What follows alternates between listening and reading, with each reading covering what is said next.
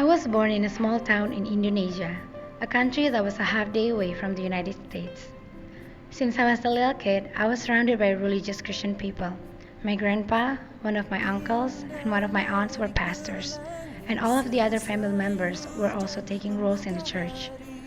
Just like in the US, in Indonesia it is common for parents to place religion on their children, and that's what my parents did to me. They forced me to be a Christian by baptizing me when I was 1 year old. Sunday was the only no school day in Indonesia. It is supposed to be the happiest day for children there. But Sunday was the only day that I didn't like. Every Sunday morning, I was forced to wake up early, forced to give up my favorite TV shows, and forced to go to school, Sunday school with my mom. The Sunday school started at 9 a.m. and ended at 11 a.m. But I couldn't go back home and enjoy my holiday right away. I had to be with my parents, attended boring church services until around 2 p.m. At that time, there were no fun TV shows for kids anymore. These things happened for about 14 years. Although I kept obeying my parents, I was angry and I was always complaining about what I went through every Sunday. I wondered if all these religious activities and all of my sacrifices were worth it. For Sunday school, I only learned Christian teachings such as knowledge or history or good moral lessons, but I never incorporated it into my daily life. When I was 15 years old, my parents brought me to study in the United States and left me alone with my uncle's family. They put me in a church where the majority of the congregations were students like me. When I first attended that church, I noticed a big difference between the kids in my old new church and the kids in my new church. They were all the same age like me, but they loved to go to church and loved to do church activities without force. I didn't know how they did it. At that time, I was still angry and still questioning the point of believing in Christianity. Living apart from my parents was not easy.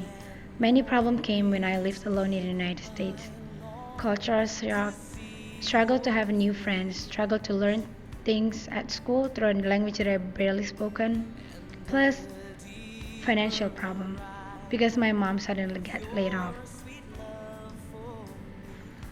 I don't know how this problem can be solved, so I decided to involve God to help me by praying. Somehow, every time I prayed, most of the problem was solved. This incident increased my faith to believe that God was real and was there to help me. 1 year later, one of my friends gave me a book called The Purpose-Driven Life.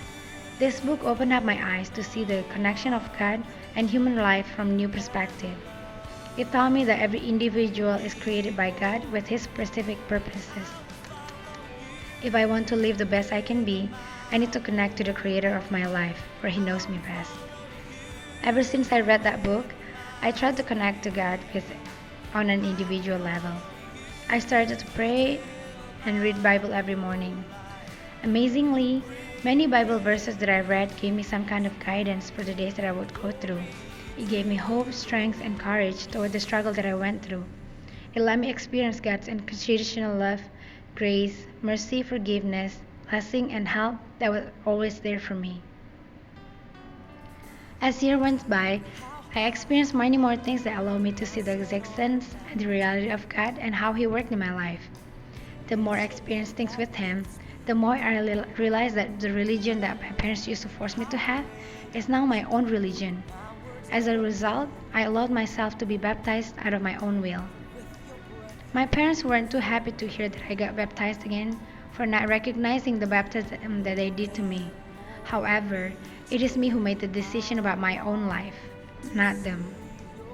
At the end, even though I was angry for sacrificing my childhood time and my favorite TV shows on Sundays when I was a kid, I think it is absolutely worth it. Although my parents placed this religion out of force, I am thankful that they did it to me. Knowing God and experiencing His words are the greatest blessings in my life.